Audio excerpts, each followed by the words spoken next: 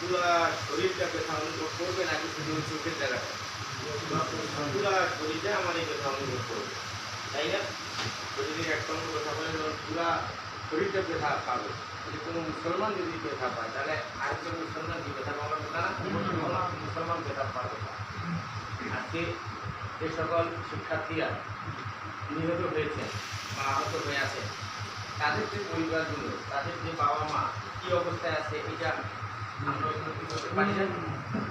কি অবস্থায় তারা আছে, সেক্ষেত্রে আমাদেরও এটা নিয়ে একটু যুদ্ধ করা উচিত।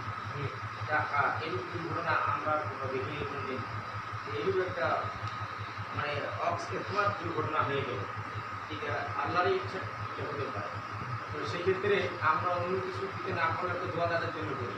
বাংলাদেশ জামাত ইসলামের পক্ষ থেকে ডাক্তার শফিকুল রহমান ডাক্তার শফিকুল ইসলাম 50 লক্ষ টাকা আজকে দেওয়া হয়েছে, তিনি দিয়েছেন, এবং 20 জন বান প্লাস্টিক সার্জারি দিয়েছেন চিকিৎসার জন্য, এবং আরও বলেছেন যে আমরা পাশেই থাকবো এবং আহত এবং নিহত যত শিক্ষার্থী আছে তাদের